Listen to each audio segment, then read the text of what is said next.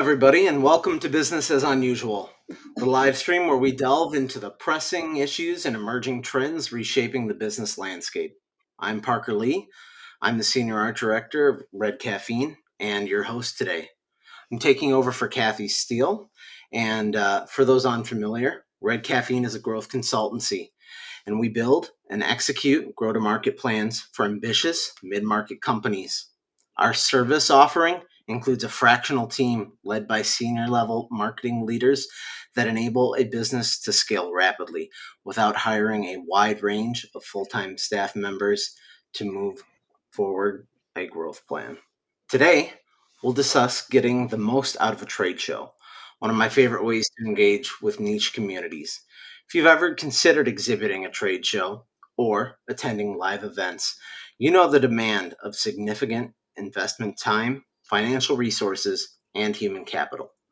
With next year's event calendar on the horizon, it's the perfect time to strategize for maximum return on investment.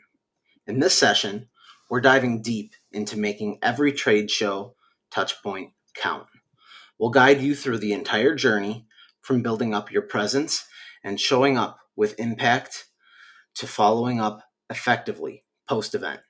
It's all about making each event as successful and rewarding as possible. And we're not alone in this endeavor. We've got live event experts Kevin Fett from Icon Exhibits and Glen Ruggiero from On Location joining us today. They're here to start sharing insights and strategies they've observed in action, helping companies create unforgettable experiences for customers and prospects. Gentlemen, welcome to today's live stream. Good morning.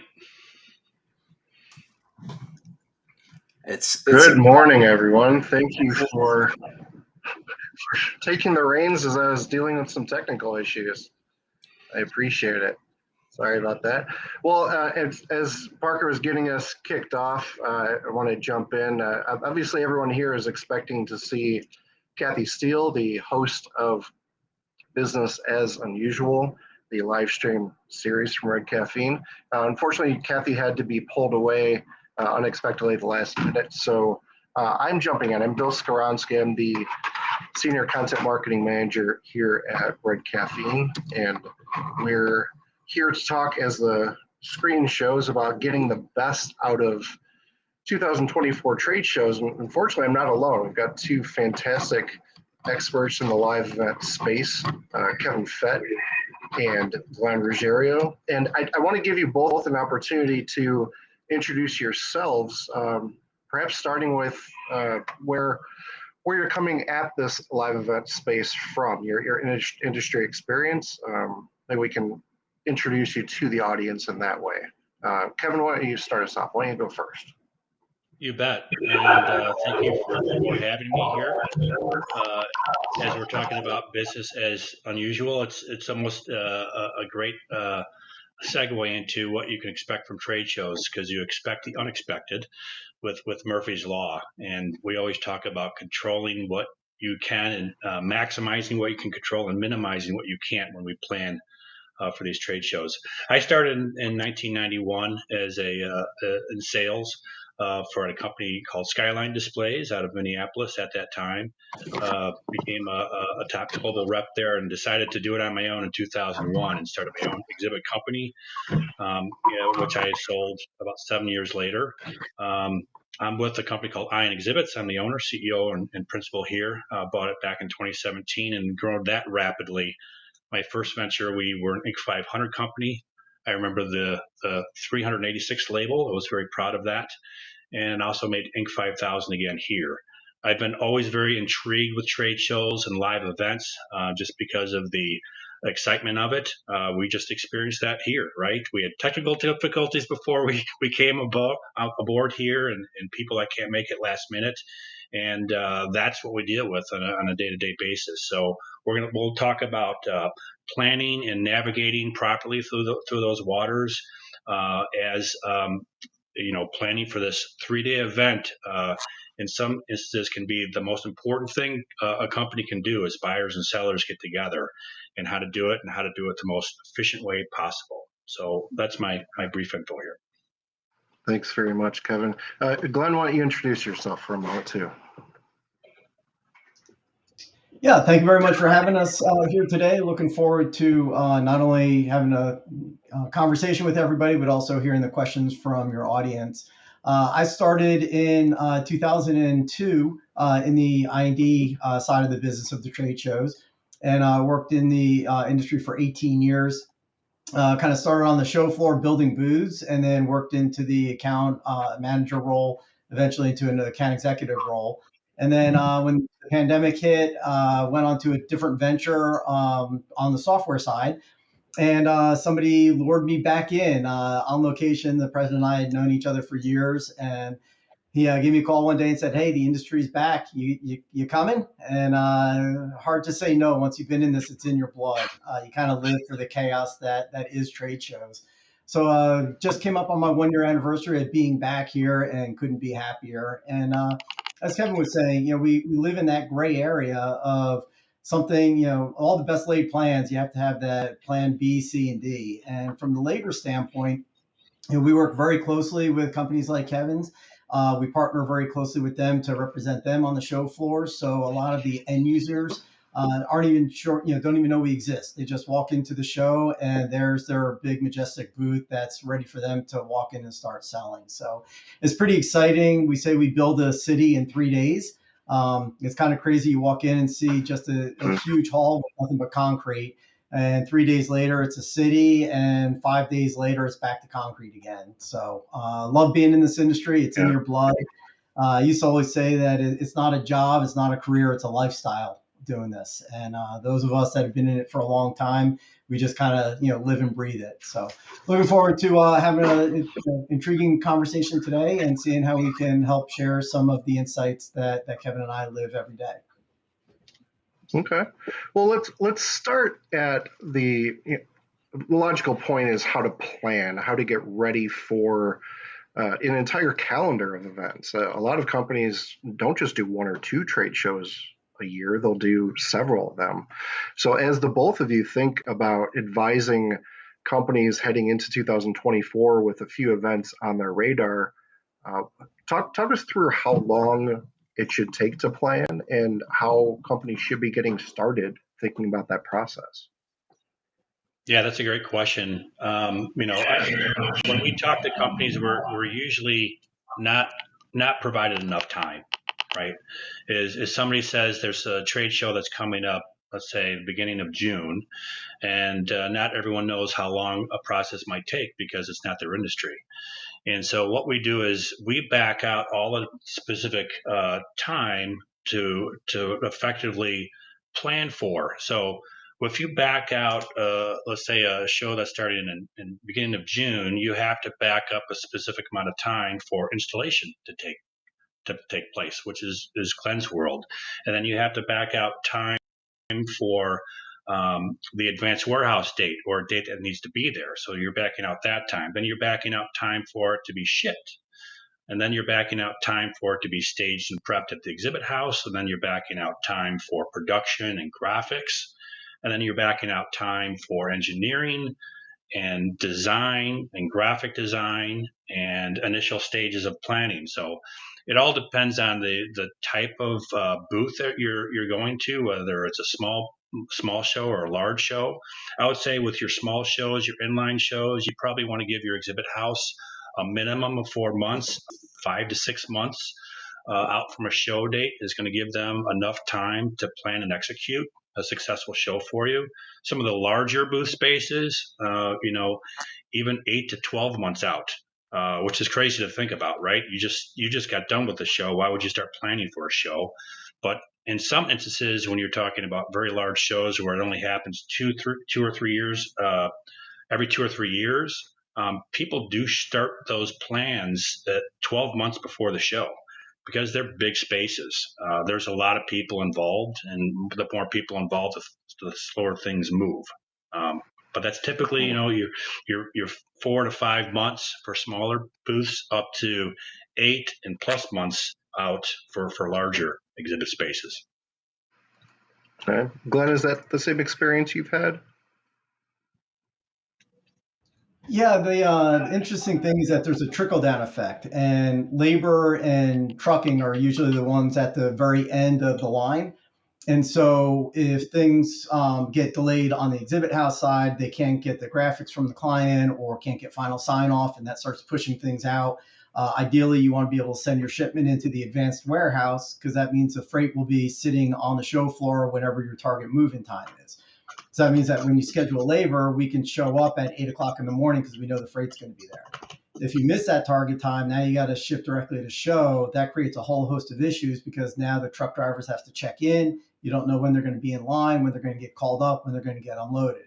So that could lead to delays on the show floor, which eventually leads to a higher labor bill because if we have guys there at 8 o'clock and the freight doesn't show up till 2 o'clock in the afternoon, unfortunately, a lot of times we have to keep those guys on the clock. So that pre-planning that Kevin was talking about, the longer window you can give makes it basically saves you money in the long run. The other thing is on big shows, we have CES coming up in January, massive show in Vegas. The longer you wait to put in your labor order, the longer or the chances are that that labor is going to go work elsewhere. So we want to go ahead and lock in the highest quality labor as far in advance as possible, which is going to give you your best crews for setting up your booth.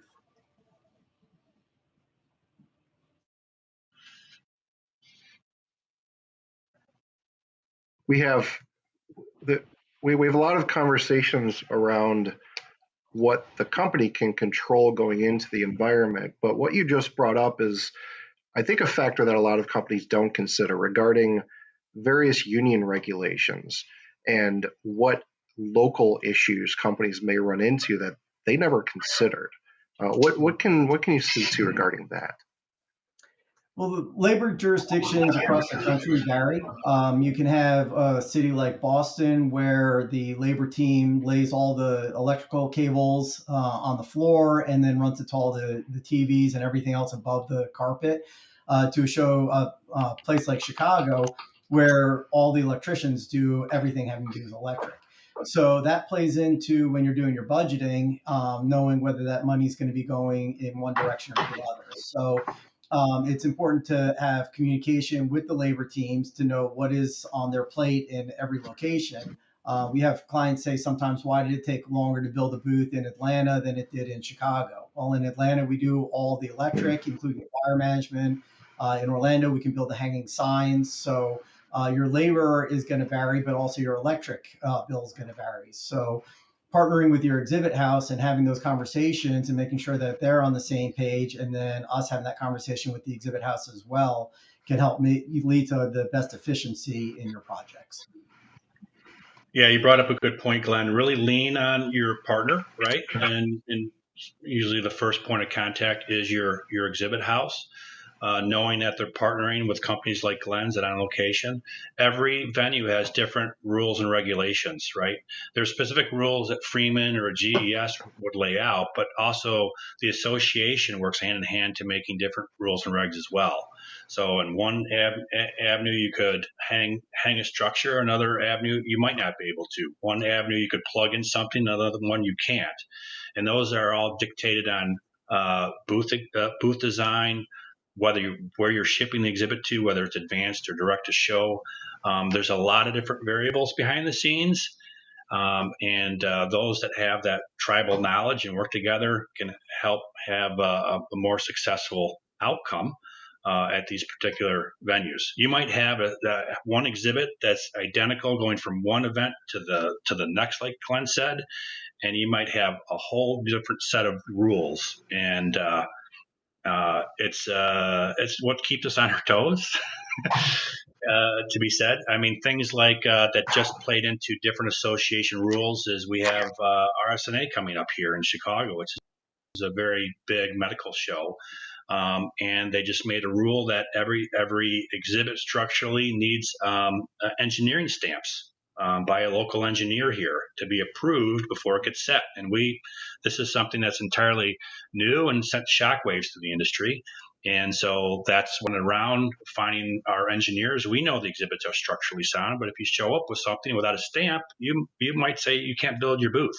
So things are everly changing. Expect the unexpected. Yeah. The other interesting thing about different locations, if you have somebody that maybe they just have a pop-up, so they bought their pop-up from Kevin's company, and they're going to want to bring that into the show themselves. There's different regulations as to whether you can carry something onto the show floor, or if it can be on wheels, or if it can be on a dolly or a hand truck. So you may be stopped in one location and say, no, you've got to go through what's called drayage, through the back docks, and have it delivered to your booth. Or in another location, you might be able to carry that on, and that could create a lot of more expense and headache, not knowing that going in. So even if you may not have an exhibit house that's working day to day with you, you still want to pick the reins and find out what, when you buy that, are there any restrictions, knowing my show schedule, that I need to keep in mind. I would imagine every company also has its own set of goals, its own way of measuring success for an event. In your experience, what do you see as the best approach to coming out of the experience feeling like you really got something accomplished at a trade show?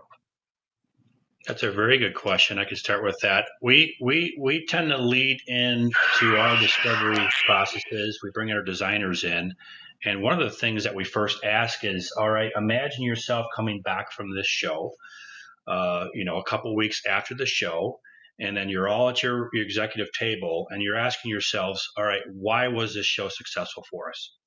Okay. So thinking in the future, you're thinking about, now what are all the different things that mean success to us? Because it means success to different companies, right? Some companies just want lead generation. Some other companies aren't worried about that. They're worried about just their brand. Other companies want to set goals and look at the competition. Others are networking. Other are they're enhancing their current relationships. So you really have to define that when prior to going in. And when you're working with your exhibit house on how and laying it out, is it more hospitality? Is it more meeting spaces? Is it more one-on-one demos? Is it more qualified lead stations? So, imagine yourself after that show asking why is this show successful? And that'll help you in the preparations and the planning of the show.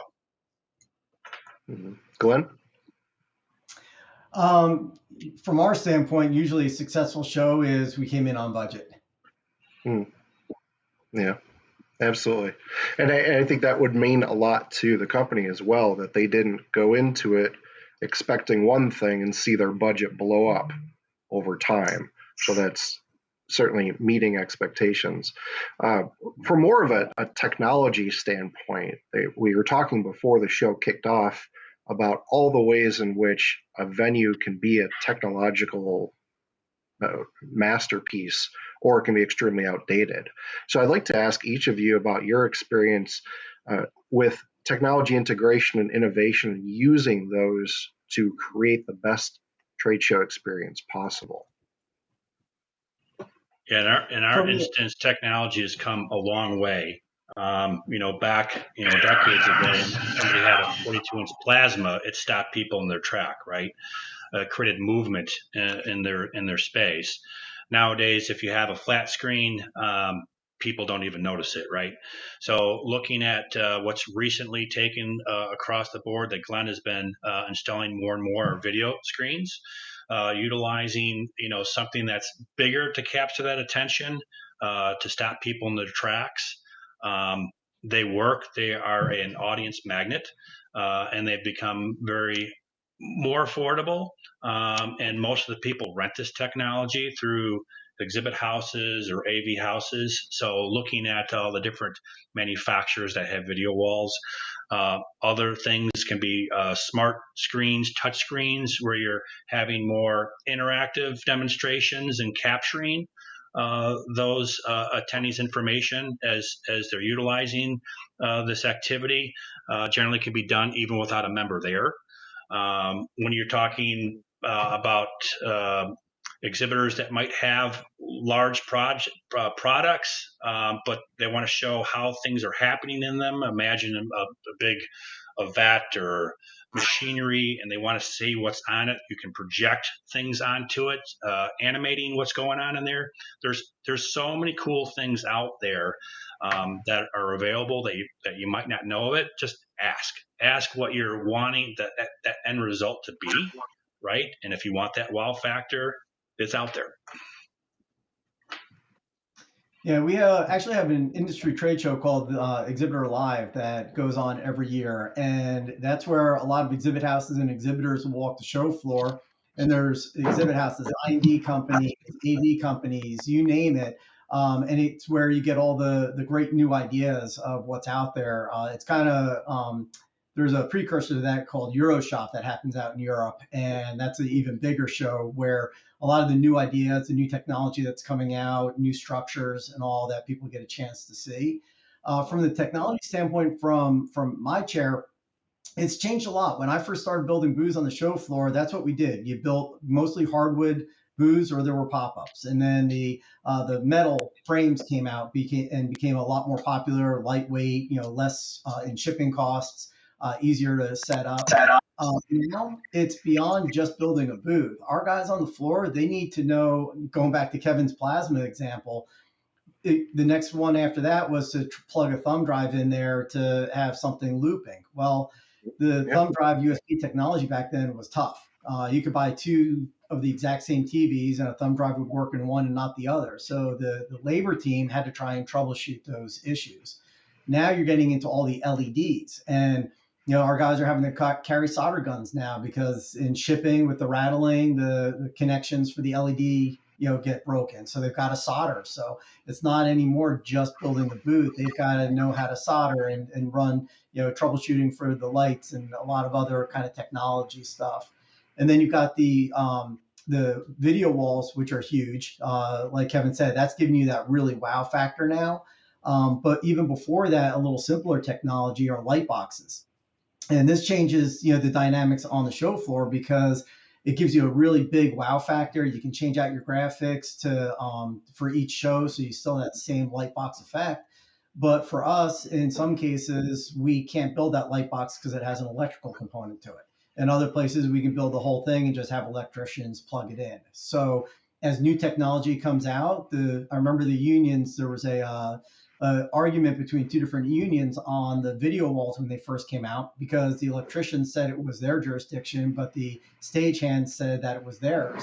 And they ended up defining it that if it's a single image on a TV, it's the electricians, but if it's considered a moving image, it goes from one TV to another or multiples, it's considered a moving image, which falls under the stagehand's jurisdictions. So that's some of the fun stuff that Kevin and I, have to work around. Exhibitors don't know anything about it. They just say, "Hey, I want that," and we make it happen. But it's just stuff on the back end that's changed in our industry.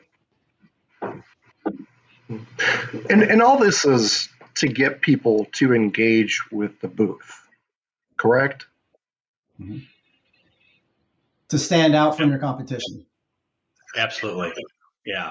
I mean, the booth, if we're starting to talk to booth design, it is extremely important. The design, the layout, the orientation, the traffic flow.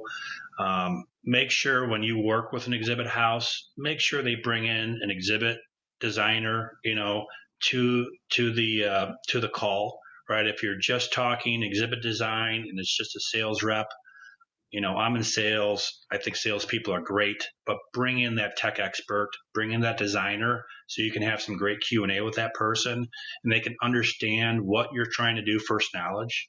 When you're talking small booth space, typically, inline exhibits, we say 10 by 10, 10 by 20 type of thing. It's keeping your message simple. The KISS approach: keep it simple, stupid. It works really well. When you're thinking the approach of a design, think billboard and less bulletin board, right? Less said in a trade show booth is more read. Okay. Me as an audience member, if I would remember just three things, I want to know who you are. I want to know what you do. And most importantly, I want to know what you're going to do for me, right? So that's your logo, your tagline, and maybe just a few bullet points of maybe quantifiable data, why working with you or buying your product or your service enhances me, because an audience really doesn't want to listen to you and all of your greatness. They want to know what you're going to do for them. So keep it simple, stupid, who you are, what you do, and what are you going to do for me. And when you look into the larger booths that really Glenn gets involved with, those are more creative atmospheres. We're looking at flow. And our approach here at ION is looking at a 3-tiered wanted cake.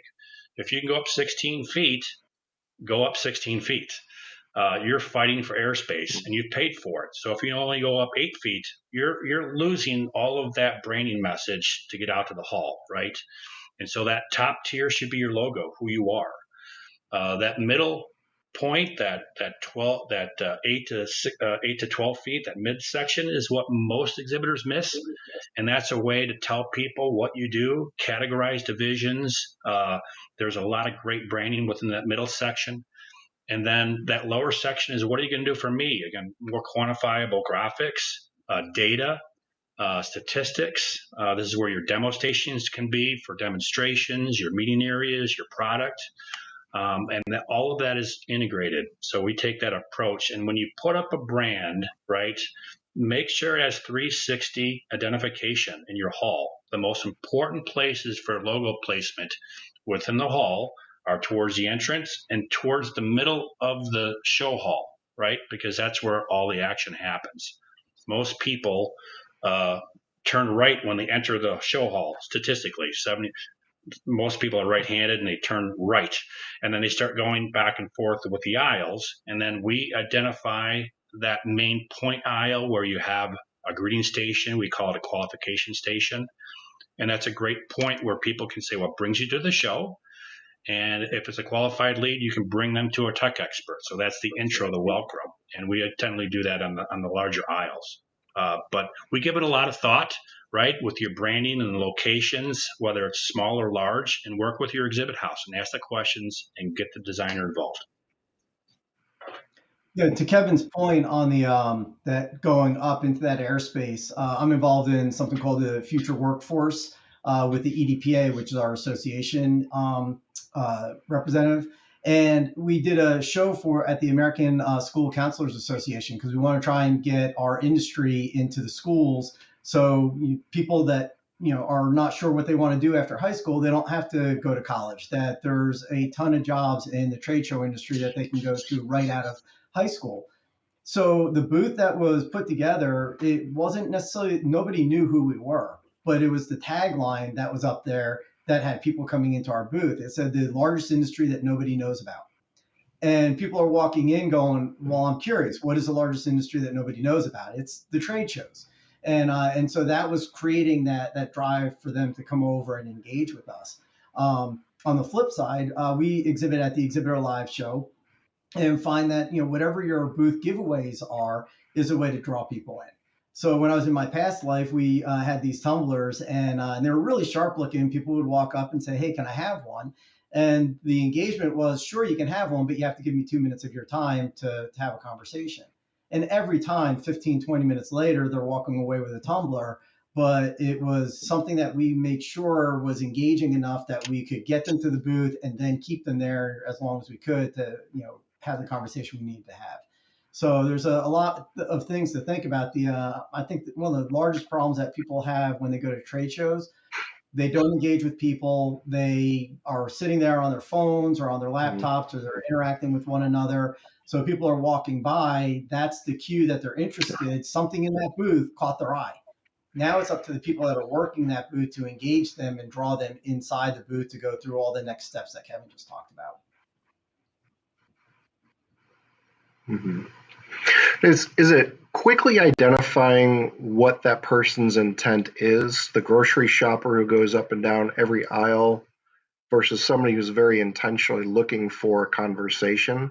Is that quick moment where you can spend most of your time identifying the right people to talk to as opposed to just sitting back and waiting for someone to come to you? Yeah, I mean, most people have a list of all of the exhibitors they want to go visit, right? It's their targeted list on getting together, and then you got the stroming people, right? And they may or may not be qualified. So your time is important. You paid a lot for the real estate, and making sure you have the right people asking the right questions, right? With trade shows, like in selling, it's always asking the question and getting the audience to talk more, right? Because in our day and age, most people have done the research, right? of people are visiting. They know what you're doing, but asking the qualified question, what brings you to the show today? That does it right there, right? It's an open-ended question, and they need to tell you why they're there, and then you can quickly realize whether we want to engage in them. And if they do become a qualified person, most people want to talk to your tech expert. Bring me to the specialist so we can talk shop, right? I got things to do. I'm probably visiting you for a short amount of time. Make the most of it. Hmm. And when you think about the average company, how often are they rebuilding or reconfiguring their booth on an average basis? That's a great question. Today's booths are more scalable and modular than they ever have been, right? They're all component based. In years past, when you wanted to have that custom structure, Glenn had talked about, it's made out of a carpentry shop. It's made out of wood, and then you're going to see that same booth for 7 years because that's your capital asset, right? Every 7 years, you can write it off, and then you get a new one. More and more people are going the flexible route, knowing they can change spaces, they can go to a show, they can get out of a show, so they rent.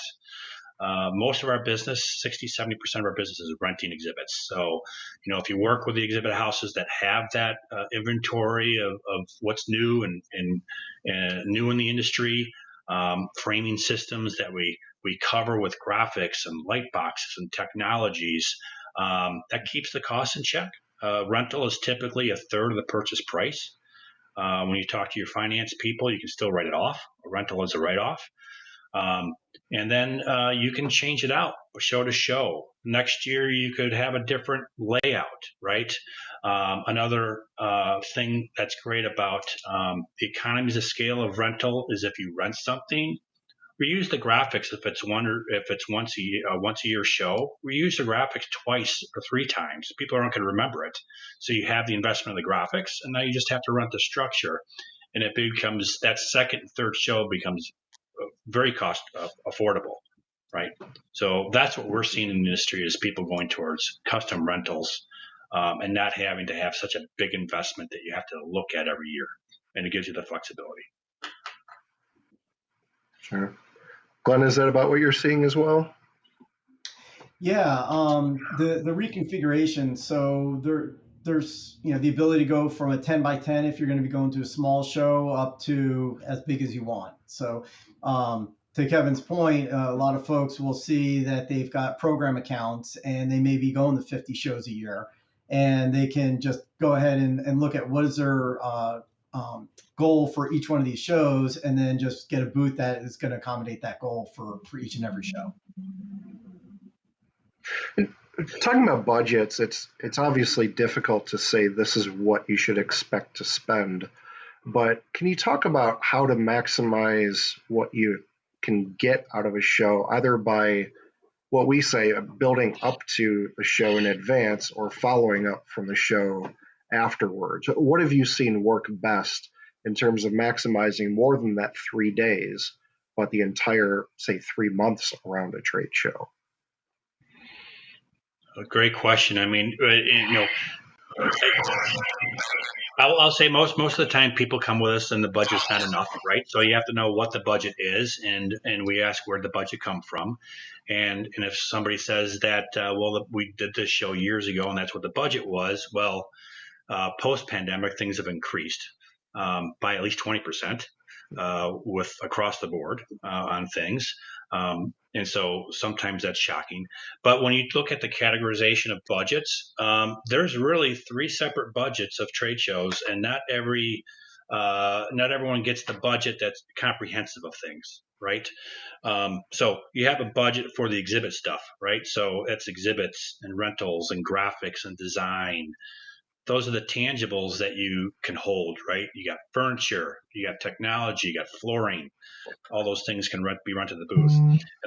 And then we always ask people, well, does that include your services?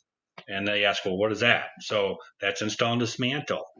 That's shipping back and forth. That's become more expensive to the venue, right?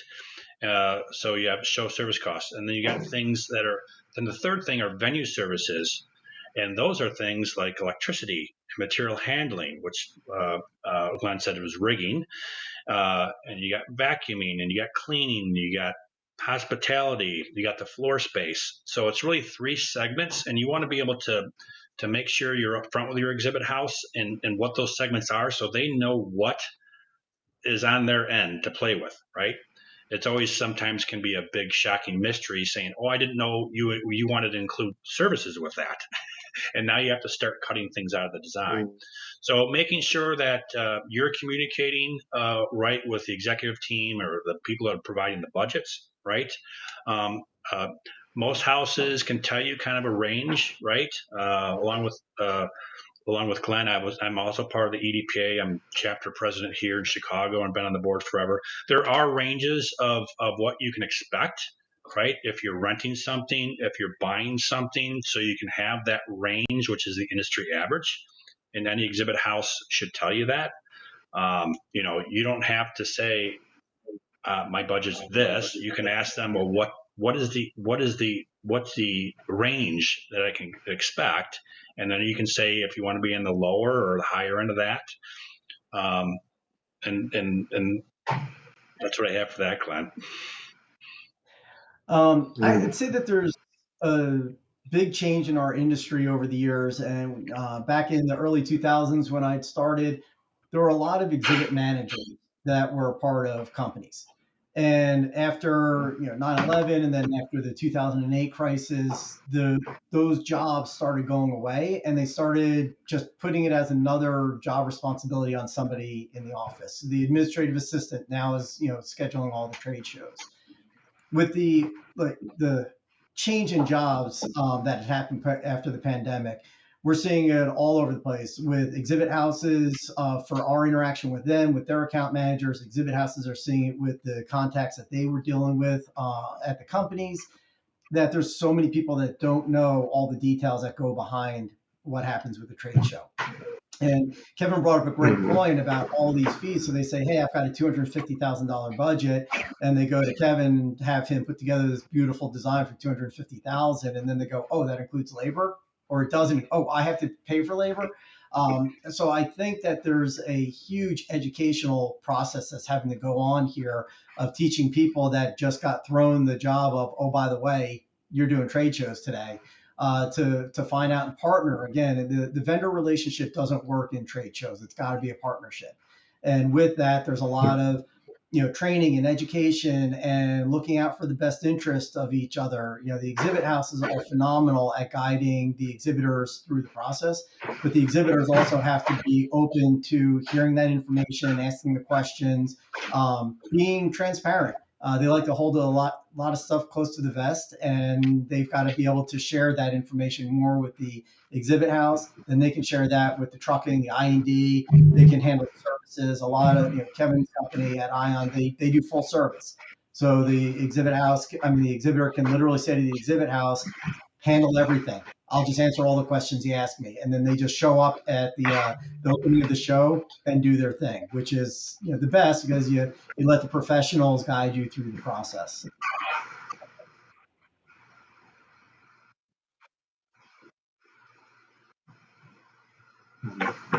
What about attendance at trade shows? Following the pandemic, have we gotten back to really strong attendance across the board? Yeah, it's back. Okay. It's funny because the attendance goes up and down depending on whatever crisis we're going through, 9/11, 2008, and the pandemic. And you always hear the same thing. There was less people attending the show, but there were more decision makers there. And so you're starting to, we saw that coming out of the pandemic, but now you're starting to see more and more people on the floor. You're seeing attendance records being broken. We're the kind of people that we like to be face to face. And so people are wanting to get out there and get back on the trade show floor. I think the best thing that came out of the pandemic is that it shut down everybody that said trade shows are going to die because.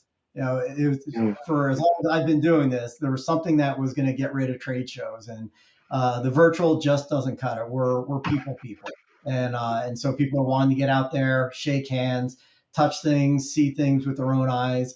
And yeah, so right now, from what we're seeing, everything's leading to more and more attendance, records getting broken. Kevin, are Yeah, you echoing that? yeah. Attendance roared back, and we're seeing really big numbers here. Attendances are up. We went through a period of safeguarding, making sure everyone was safe. The associations, when we came back, was all about safety, right? And now it's really business as usual at trade shows, and they're growing again, building more entertainment districts around venues. Venues are ramping up their strategies for gaining associations to come to their events here, and building hotel rooms, etc. So yeah, we're actually looking to a really significant 2024. Trade shows are a little cyclical with the even years for some reason. A lot of bigger events that happen every 2 years or such happen on even years. So it's going to be a crazy 2024, I'll tell you that. So pre-planning is significantly important for providing people with enough time to execute them. We talked about that pre-show, the way that venues are starting to differentiate by building an entire community around themselves, whether it's restaurants or hotels or meeting space. But can we distill down for the companies who really want to stand out themselves? What would you say are the top 3 takeaways for the best strategy for standing out among a crowded space at a trade show? Yeah, I mean, not every show is going to be the largest market share or the biggest company, right? Most companies that go to shows are small companies, mid-sized companies, and stick to what you do best, right? Market what you do best. Don't try to be everything, right? People aren't going to remember that. Stick to your bread and butter. Be hyper focused on what that messaging is to create that memorable experience. When you have smaller booth spaces, what I've noticed this past year is, competing with people that have larger spaces. Send out, provide invitations to the qualified people and rent out the hospitality room right at the convention hall. I think the ROI on that is rocket high, right? I mean, having some drinks for happy hour afterwards, and getting to know, the people you're meeting and your client base there on your show booth, and opportunity to hang out with them a little longer is great. I think it does wonders. Even having a small booth or large, if you have a larger booth, have a portion of that be a theme to where you're at. Right, if you go to New Orleans, maybe serve beignets or something. If you're going to Orlando, have something that is a little more theme based to it. It's more memorable, right? It's more fun. But having a side hospitality suite, I think, is a very cost effective thing to enhance all those relationships and have it continue. I think Kevin touched on it earlier about most people are showing up on the show floor with a walking list. So everything that he talked about of trying to catch their eye of, hey, look at me, you may not have, I may not be on your list is great. But, going before that, too many people focus only on the trade show itself, but there's all that pre-show marketing that you need to do. Get that message out there so that you end up on that walking list of those people. And then even more importantly is making sure you follow up. Most of the leads just die after the show. People leave the show floor. There's all different ways of capturing that lead information, and you've just got to have some sort of system in place to make sure that you're following up and making that show worth it. Otherwise, it really is just a party that you go to every year. Correct. I mean, it's still. I feel so strongly about trade shows and why companies participate, and again, people have different reasons why they're going, but the common theme is to make money, right? And so, asking those qualified leads, but making sure, going to a show is certainly not cheap. It's an investment. make sure that you have a plan, make sure that those sales reps are following up on those leads, right? Have that action plan, because there's so many that don't, and it's painful to hear, and qualify it, right? My wife worked at Nielsen for many, many years. It was part of trade shows, and she came up with a plan of making sure that things were followed up on, right? There was an action plan. You had a short-term plan, you had a long-term plan. And the short-term plan was to make sure they scheduled appointments, they scheduled brochures to go out, etc. Long-term plan is to make sure you're still capturing that ROI, right? To bring back to those executives. If you have that one sale from the short term, what's that annuity mean from that long-term client that you met at a trade show, and what that means to your business? And a lot of companies don't capture that. They might capture just a one-term sale, but what does that mean on the long-term cycle, right, of what that meant? And that's a huge impact for better budgets, going to more shows, right? All the things that can be really a Kickstarter. Your own Kickstarter campaign is on the trade show floor. Another one that trade show managers should look at, there's a resource called Trade Show Calendar. I think, Glenn, is that what it is? Trade Show Calendar. And a lot of exhibit houses have that resource on their websites. But go to that, tradeshowcalendar.com. You can look it up by industry, by venue, by location, and kind of map out what shows are happening. There's 10,000 trade shows here in North America alone, both horizontal and vertical trade shows. And, there might be shows that we weren't even aware of, right? That you could participate in to start walking initially, and then see if that's worthwhile to an exhibit at. But that could be a great resource for those that don't know it. I really like what you said about following up. In my experience at trade shows, one of the saddest things that I've seen is sales reps being reluctant to give out their business card because they're somewhat ashamed of their website, or they don't want to drive a really good lead to a really bad piece of marketing. So it's almost like taking the brand story out of it and saying, here's my website, but don't go there. I just give me a call. We can talk one-on-one about this. So it's almost like the catalyst for making sure that all of your other marketing is supporting your investment in going to this event and getting so many eyeballs on your company. Because the worst thing to happen would be you make a great first impression, and then that falls off the table over the next couple of weeks.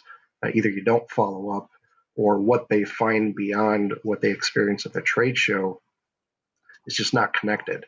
It's just not consistent. That's one of the hardest things for me to see. It's that they're just not supported out there in the trade show experience.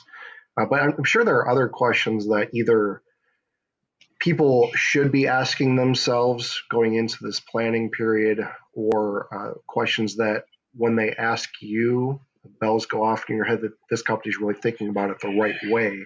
So if we could wrap up just these last couple of minutes on key takeaways to leave people with, either questions they should be asking, people they should be involving in the conversation, or like you just mentioned, resources to go to make this an intentional part of your 2024 strategy. I'd love to hear some closing comments from each of you. Yeah, when I look into 2024, I would say when you're doing planning, give yourself and the company that you're working with enough time, right? Generally, when we get calls from people that want to go to a show, we're already behind the 8 ball, right? It's 2 months to the show, or 3 months to the show, and generally they don't know all the things that are involved behind the scenes of putting together a show. So I would start planning, plan 4 or 5 months out for the smaller projects, 8 to 10 months out for the larger projects, right? Make sure that you have that knows what your budget is and what that budget is allocated towards, right? With those 3 different pools, whether this is for the exhibit portion, this is for the services portion, this is for the venue portion, right? And be clear about that with the people that you're working with up front, right? And then go with the purpose, right? Go with what you're good at. Be hyper focused on your marketing message. try not to be everything to everyone, because being a member of experienced people, it's so much noise there. People are not going to remember all of that. So be hyper focused on what your pitch is and be clear about what your pitch is. Get together with your staff, have a plan, know what you're pitching, right? Know what you're asking, and then have that follow up. That I will say most companies don't do, or do it very poorly. And if you do that very well, you're going to have a successful event moving forward too. I'd also like to add in that when an exhibit house gives deadlines, they're for a reason, and there's a pressure that goes into the system. The more you get closer to the past the deadlines and towards the show, and that has a snowball effect. So from what we hear, and our cities will get FedEx shipments all the time of graphics. It's one of the last things that people will finalize. And that puts stress into the system from the exhibit house side, from the labor team side. It's also increased costs. Look at the FedEx bills around a trade show program, and the closer you get to the event, the more things that can go wrong, and the less time you have to react on it. And as I said, it's a snowball effect. So if Kevin's company's not getting the information about what you're going to do, they can't pass that on to the labor or the shipping or the printing companies. And now everything is just getting tighter and tighter. And people are in this mindset of the Amazon mentality of I should be able to click a button and I can have it delivered today. Why can't I just click a button and have a labor guy pop up, or have my graphics printed today and show up tomorrow? And it's much different in our world. So I would say the biggest impact that you can have at the end is just follow the restrictions that are the timing that your exhibit house lays out for you. Be communicative, be transparent with them, and think of them as a partner, because we're partnering with them and all the other verticals that work to make a successful show, and it'll reduce the amount of stress that is part of trade shows. Well, everything you've both said leads back to the topic of the title, even just thinking strategically about how to plan for getting most out of your trade shows. So I appreciate you wrapping up with that. It really speaks to the amount of work you put in at the beginning typically has direct result on how much you get out of it at the end. So I'm really glad that we had this time to talk. Glenn, Kevin, I want to thank you both for making the time and for bearing with us on our technical issues as we move through this. I want to thank everybody for attending today's live stream as well. The recording will be available afterwards, of course, but as we start to turn the page towards next month's Business as Unusual, the last events of the year, I want to make sure that we leave our sponsors on the screen for a second as well. And Insperity, M3 Learning, and HR Source have been fantastic partners to work with all year. We look forward to continuing to build those relationships, because these are core areas that we deliver services in as well. And I encourage you to reach out to Kevin or Glenn if you have additional questions about the trade show space itself. But let's look ahead to next month's BAU just for a moment. I'd encourage you to think about the middle of the month here. December 14th is our next event. And specifically, if you're in a situation where you're considering how to pass on the leadership baton within your own company, whether that's a family-owned company or otherwise, there are a lot of factors that our guest, Ed Barone from Evergreen Wealth Solutions, can help you think through. He'll be here next month. Kathy Steele will be back, of course, and they'll be talking about succession planning. They'll be talking about both emotional and financial readiness, understanding the importance of being prepared to transition your business to the next generation, so to speak. And then finally, creating a transferable business.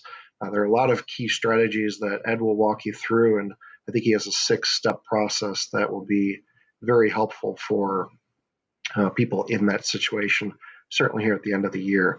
And then we have an entire slate of Business as Unusual topics coming up in 2024. I'm sure we'll be talking about live events once again, as it's such a big focus of, as both of our guests today mentioned, is coming back in full force. The amount of trade show traffic and the opportunity is certainly never been higher. And I think as people are craving that in-person experience, as we're all working remotely and we want to see each other in person again, I don't expect that to change anytime soon. So once again, thank you, Glenn. Thank you, Kevin, for your time and for your insights. I think we all got a little bit smarter today. So I'll leave it here and encourage you to reach out to any of the three of us if you have questions that we can help answer. But for now, this has been Business as Unusual, live stream from Red Caffeine, and we'll see you next month. Take care, everyone. Thank you much, everyone.